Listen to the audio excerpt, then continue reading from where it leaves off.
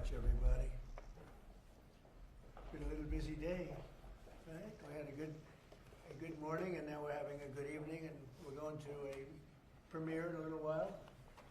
But there's nothing more important than what we're doing right now, in my opinion. Today I'm signing a historic executive order to combat the scourge of addiction and substance abuse. Big deal in this country and probably in every country. We're calling it the Great American Recovery Initiative. I'm grateful to be joined by co-chairs of this sweeping new effort, Secretary of Health and Human Services, Robert F. Kennedy Jr., and Senior Advisor to the White House Great American Recovery Initiative, Catherine Burgum. Thank you both very much. Thank you, Catherine. Thank you, sir. Thank you. Where's Bobby? Bobby? Hello, Bobby. Come here, give me a hand. I love Bobby. You're doing a great job, Catherine, right? Do we think so? Who's doing a better job, him or your husband? Maybe the husband. He's doing a good job. I'm just getting started, sir. They're both doing very well, and now you're going to do better than both of them. Thanks as well to Attorney General Pam Bondi, Secretary Doug Burgum, Secretary Scott Turner, Secretary Doug Collins, Special Envoy Steve Witkoff, who's got some pretty good news, Chief of Staff Susie Wiles, FDA Commissioner Dr. Marty McCary, NIH Director Dr. Jay Bhattacharya. Oh, I've gotten good at that, Jay. Administrator of the Centers for Medicare and Medicaid Services, Dr. Mehmet Oz, who's doing a fantastic job, and Director of the Office of National Drug Control Policy, Sarah Carter. I also want to introduce a great friend of mine who happened to be here, and he's very much committed to this. He knows how important it is for our country. He's built a tremendous American company. It's called WeatherTech. I guess you've seen the ads. I've seen the ads. I think they're great ads, but more importantly, it's a great product. David McNeil. David, congratulations on what you've done. It's incredible. Thank you, Mr. President. Thank you. Really great. And the president of WeatherTech, Ryan Granger. Ryan, congratulations. What a great job. They built an American company, and it's a thriving company, too, so and with a great product. It's great to be here in America. You know, when I was in the private sector, I'd always buy the floor mats, but now that I'm president, I no longer have to buy floor mats. But you made a great floor mat, and you still do, and lots of other things. Many of those with me today have personally known the heartache of a loved one taken by drug or alcohol addiction. I do. Just like millions of American families, every year we lose an estimated 300,000 people to drug and alcohol abuse, and the real number is probably much, much higher than that. Thankfully, drug overdose deaths plummeted by 21% in the last year. We're working very hard on it. We've closed the southern border, seized over 47 million fentanyl pills and 10,000 pounds of fentanyl powder. That's a record, and I have formally designated Dr. And I'll tell you what, we have a group of doctors, some of them behind me, who have just been incredible, and they've really wanted this, designated the drug cartels as foreign terrorist organizations. And for some reason, they didn't want to do that until we came along, but they are indeed foreign terrorist organizations. With our action in the Gulf of America, that sounds so nice when I hear the Gulf of America. Drugs entering our country by sea are down 97%. So when you see the boats being hit, those boats kill on average 25,000 people a boat. So that's 25,000, I would assume mostly American lives, but lives are being saved. Now we're taking a bold action to help Americans struggling with all forms of addiction so they can get the help and the support that they need to free themselves from the horrible burden of dependency. The Great American Recovery Initiative will bring together federal, state, local, and private sector resources to support addiction, recovery, treatment, and prevention. And it will help mobilize the full resources and authority of the federal government to help stop this tremendous plague. And I'd now like to invite Secretary Kennedy to start, and then Catherine Burgum, and then I'll sign the order, which I've just signed, and wanted to make sure the signature was good, took my time. And we get, let me just see, pretty good, pretty good. Let's give it a 10, okay, Catherine? For Catherine. But I'd like Bobby to say a few words, and Catherine, thank you very much, everybody. Please. Mr. President, thank you for your leadership, for signing an executive order that tells the truth about one of the greatest challenges that our country faces. Addiction is not a moral failure, it is a disease. It's chronic, it's treatable, and for too long our nation has responded with fragmentation, with stigmatization, and silence instead of science, compassion, and coordination.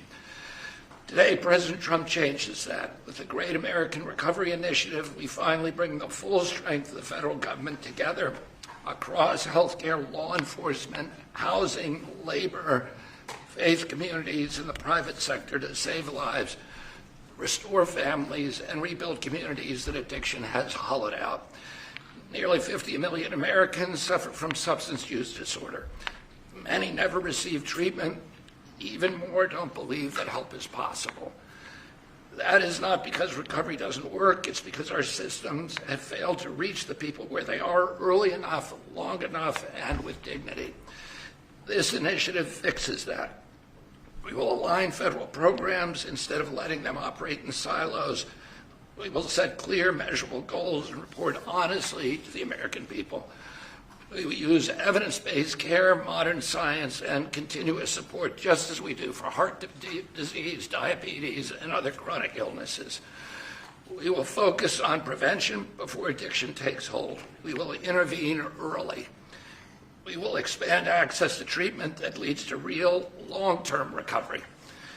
And we will support re-entry because recovery does not end when treatment ends. It succeeds when people return to their families, their jobs, and their communities with purpose and with hope. As co-chair of this initiative alongside of Catherine Burgum, whose leadership and commitment strengthens this work, I pledge urgency, accountability, and honesty. Catherine and I share the experience of having been addicted and long-term recovery. But almost everybody in this room and almost everybody in our country has been touched by addiction. Steve Witkoff, who is here, had an extraordinary son, Andrew, who was a superstar boy, a straight A student, an athlete, and a wonderful leader, and lost that son to addiction. President Trump has talked about his own family's struggle with addiction. All of us are touched. If it touches these people, it can hurt every American. And President Trump has often talked about, with compassion, about the families who lose children to this disease. 100,000 children a year until recently. Now it's about 76,000. Those families are devastated forever. And the cost to our country, not only in dollars, but in just the malaise and the despair that it imposes, is incalculable. We are going to listen to states, localities, frontline providers, and tribal nations. We will partner with communities and faith-based organizations. We will work with employers, clinicians, and recovery leaders who know what works on the ground. President Trump has already acted decisively, securing the border against deadly drugs, signing the Halt Fentanyl Act, strengthening treatment programs, expanding access to naloxone, medication-assisted treatments, and investing billions in prevention and recovery. This executive order builds on that record and accelerates it. Recovery is not a side issue, it's an economic issue, a workforce issue, a family issue, a national security issue. When Americans recover, communities grow stronger. When families heal, children thrive. And when we confront addiction with courage instead of complacency, we reclaim the promise of our country. This initiative is about life, it's about responsibility, and it's about building a great American recovery together. With this executive order and with major announcements that I will announce next week, we are taking decisive action to make America healthy again. Thank you. Thank you, Bobby, and great job. And you're doing a fantastic job. He's doing a fantastic job. And I saw his wife yesterday, and she confirmed that he's doing a fantastic job. So she's on your side. You know that, which is great. And Oz, thank you for being here. We appreciate it. Catherine, please, go ahead. Thank you, Mr. President. Thank you so much. Your leadership today, relative to this announcement about the Great American Recovery, is a gift to all Americans who are suffering from the brain disease of addiction. I also want to thank First Lady Melania Trump for her leadership during your first administration, and now the work she's doing championing youth and children, especially related to foster care, where early trauma and instability are often consequences of the disease of addiction. Addictions touch this administration in real and profound ways. President Trump, you've openly spoke about your brother Fred, whose struggle with addiction shaped your life and your understanding of this disease. And Susie Wiles carries the lived experience of her father, the late, great Pat Summerall, whose recovery journey became a source of hope for millions. Vice President Vance has shared his story of his mother's battle and recovery. And as Secretary Kennedy just said, he brings his own lived experience, proof that recovery is not theoretical, it is possible. These stories matter because they are not isolated. They reflect the reality of the over 190 million Americans, that's half our nation, who are impacted in some way by the disease of addiction. And I am one of them. I started drinking in high school, and I was a blackout drinker from the start. For 20 years I struggled, relapsing constantly starting over, constantly trying to stay sober and failing. I reached a point where I truly did not believe there was one single reason for me to keep living, and I was suicidal at the end of my drinking. One day I was out walking alone. I didn't have faith. I wasn't religious, but something in me said I should ask for help. And out loud to no one, because it was just me, I said, I don't know if anyone is there, but I need help. And that was the day I became sober. 15 years later, I found myself somehow standing in front of people as First Lady of North Dakota, thanks to him. But I was asking people to share their stories openly about addiction so we could eliminate the shame and stigma, so more people would reach out for help and more lives could be saved. And today I'm standing here in this incredibly beautiful Oval Office. And if not for the grace of God, I would not be alive today with over 23 years in recovery.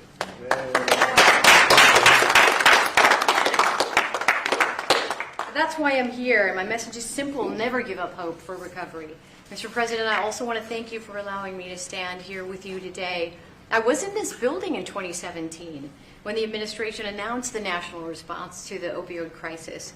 And nearly a decade later, the crisis remains, and in many ways it has grown worse. Not because we lacked compassion, not because we lack effort, but because we never fully aligned our system with the truth.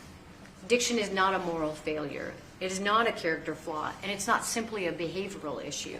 Addiction is a lifelong, chronic, relapsing medical disease, as real as diabetes, cancer, and heart disease.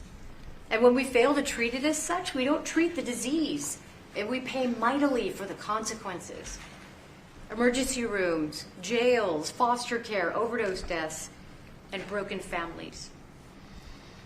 The Great American Recovery changes that. This initiative represents a fundamental shift from reaction to prevention, from fragmentation to coordination, from stigma to science, from short-term fixes to long-term recovery. And for the first time, we're aligning federal leadership across health, justice, labor, housing, veterans, social services, the faith office, and education around one single shared truth. When addiction is treated early and correctly, people recover and families heal. Addiction is a generational disease, and if we don't treat it properly, it repeats from parent to child, from community to community. And when we treat it like a lifelong condition, the condition that it is, we stop that cycle. We save lives, we restore families, we rebuild communities, we return people to dignity, purpose, and productivity. Mr. President, thank you for seeing this moment clearly.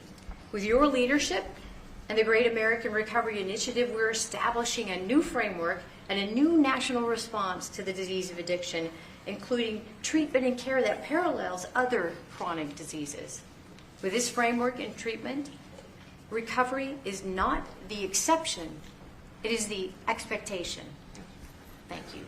Thank you, Julie.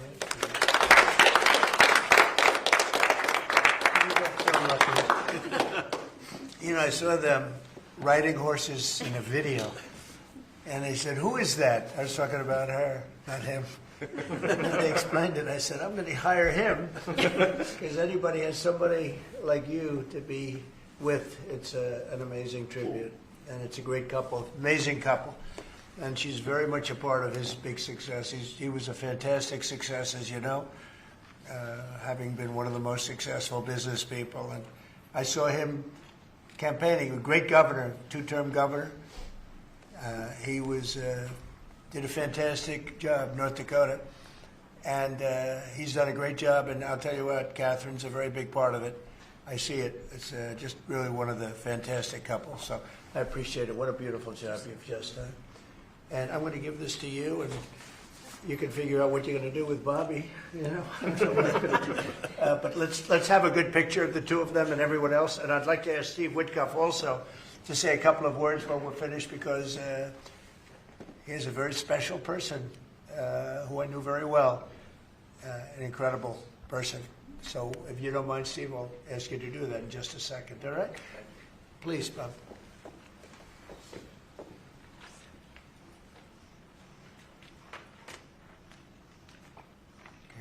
Thank you very much. Thank you very much. Thank you. Great job. Thank you so much. Steve, please. The president is doing the same thing to me now that he did to me in 2017. Do you remember, Catherine? Yeah, we were sitting next to each other. Yeah. Yes. So I want to tell the story about this. So I came to the opioid conference, and the president did not know I was coming because I was invited by the First Lady. And he leaned over, saw me in the aisle, and he looked at me and he said, "Steve," and then he realized why I was there, because I had lost my son Andrew, and the president was an incredible friend when I lost him. I lived in his building at 502 Park Avenue, and I remember when him and the First Lady came, and I talked about this all the time. And so he took my hand, and he said to me, "Come on up to the stage and tell the world about your boy Andrew." And of course, that was, something that was really meaningful to me, but, and I got through it.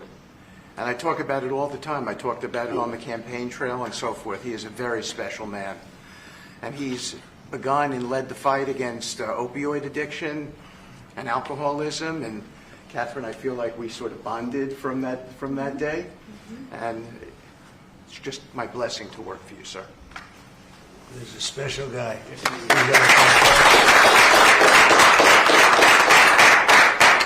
He and a group of people, Jared helped and others helped. Steve, peace in the Middle East, and we're there. Yes. A couple of little flames, but they're very little by comparison, and they'll go out quickly. They're already going out. And he's now trying very hard to settle up with Russia and Ukraine, and I think a lot of progress is being made there. And I told that Russia's not doing any shooting for a period of time during this horrendously cold weather. Because of you. So we asked President Putin if they could stop the shooting for a week. They're being hit with proportionately the kind of cold that we're being hit. It's much colder in Ukraine to start off with, but it's really cold now, and he agreed to do that. We appreciated that very much. It's a nasty war. It's a nasty, nasty war. Would anybody else have anything to say? I can say that I am extremely late, but that's okay. Don't worry about me. Would anyone else have anything to say? Doug, you're doing a fantastic job, and we appreciate it. Marty, you are really something special. Everyone's talking about you. Every time, if I don't mention Marty, Bobby always mentions it. So we have a great team. Jay, great. Marty, great. You guys want to say something? Thank you. Thank you. Well, historically, with addiction, the entire society has always been reactionary, and that's been the story of healthcare. But at the FDA, we are looking into incredible cutting-edge therapeutics, and we are being proactive, giving them vouchers when we see something that's promising to get an approval as quick as weeks in an era of a 10 to 12-year approval time. And the ultimate therapeutic is community, houses of worship, addressing loneliness. And so that's part of the MAHA agenda, thanks to Bobby. So thank you, Mr. President. Thank you very much. Great job. Thank you. Jay? Mr. President, in 2018, you launched the HEAL initiative, helping to end addiction long-term at the NIH. It's paid fruit. It's yielded fruit. The ingenuity of small business has developed products that can deal with pain without opioids. The naloxone, which saves lives, Right. that was the fruit of NIH. And for the kinds of investments that are your administration that you've made, starting from the first Trump term to now, will continue to pay dividends. The kind of research that the NIH is doing will help turn the tide, make people's lives so much better, restore families. All of the addiction that we've seen, 80,000 deaths we saw, the huge spike in addiction deaths, during the first Biden term is going to be a thing of the past, and I'm so proud to be part And of this. fellas, some great things happening, right? Yeah. Marty, there's great, really great things happening, I hear. And some pretty big announcements over a short period of time, right? Yep. Moving drugs over the counter so you don't need a prescription. Yeah, right. Naloxone, which treats opioid, is one of those drugs. And we're being proactive with synthetic 7-OH, a new opioid that's showing up, and we're working with the DOJ on addressing that because chemists are coming up with new opioids faster than the government has been able to keep up. We're going proactive on these new chemicals. That's great. No, I hear fantastic things. Thank you all very much. We really appreciate it a lot. Thank you, Oz. He's doing a fantastic job. Thank you all very much. I appreciate it. Thank you, please. Thank you. Mr. President, can you respond to the new Fox poll that says people think ICE's tactics are too aggressive? Photographers, reporters, we're done. Thank you. Cameras, we're going. Thank you, press. Thank you, guys. Thank you, guys. Thank you. Are we going to flip for this, or what are we going to do? Oh, sorry, I really do have to get Come on over. Let's talk to David for a second. Did you guys get a good picture? Can you afford it? Anybody need it? You need it for